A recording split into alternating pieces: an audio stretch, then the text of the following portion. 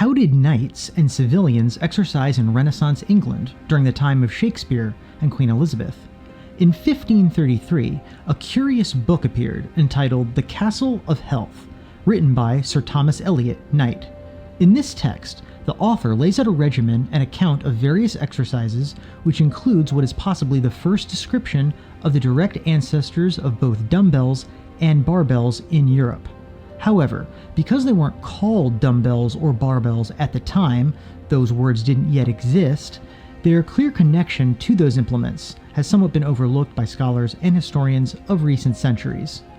What is much more well known today is the Art Gymnastica, written by Girolamo Mercuriale and published in 1569, often falsely hailed as the first Western book on gymnastics.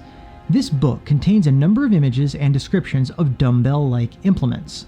However, Mercuriale overwhelmingly based his book on the classical texts of ancient Greece and Rome, and his illustrations reflect an attempt to represent that period, not something of the Renaissance.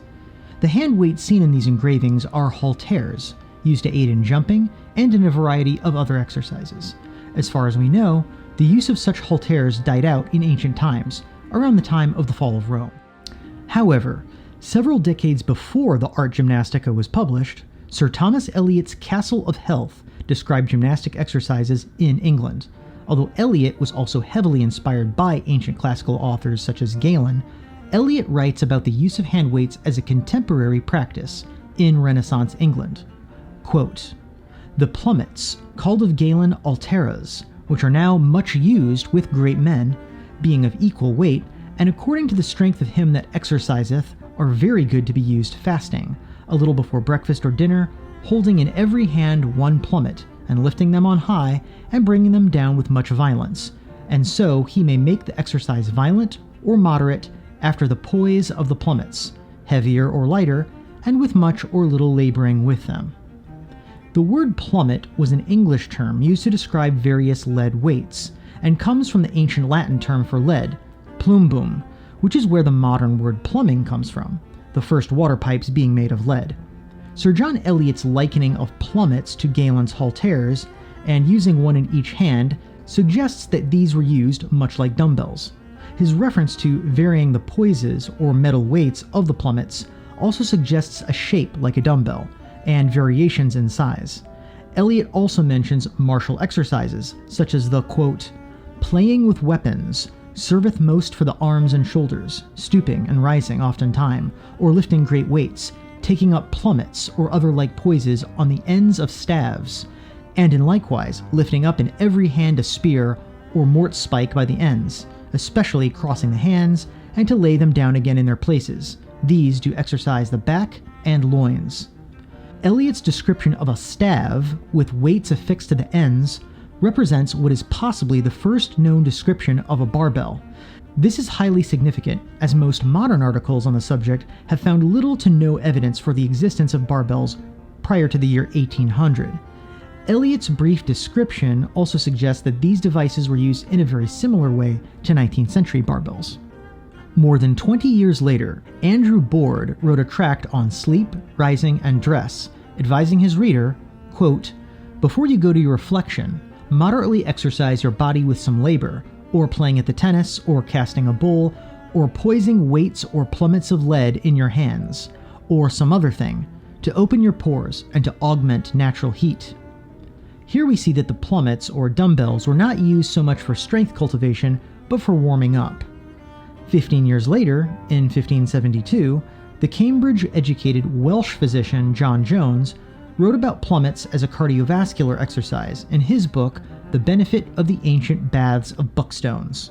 Quote, "Plumbets of Galen termed alteres, one borne in each hand, up and down the stairs, galleries, or chambers, according to your strength, may be a good and profitable exercise, so may you use weights in like manner." And only 5 years later, in 1577, John Northbrook mentioned the use of plummets in his Treatise Against Dicing, Dancing, Plays, and Interludes, as part of a dialogue between youth and age. Quote, "Youth, I pray you, speak first of those plays which are for the exercise of the body and mind. Age, Those plays which are for the exercise either of the powers of mind or body are not utterly forbidden. Youth. What other plays are there which are tolerable? Age. That which was used of old time. Youth. What plays were that, I beseech you? Age. To labor with poises of lead or other metal, called in Latin alters, lifting and throwing of the stone, bar or bowl, with hand or foot, casting of the dart, wrestling, shooting in longbows, crossbows, handguns, riding, training up men in the knowledge of martial and warlike affairs and exercises, knowledge to handle weapons.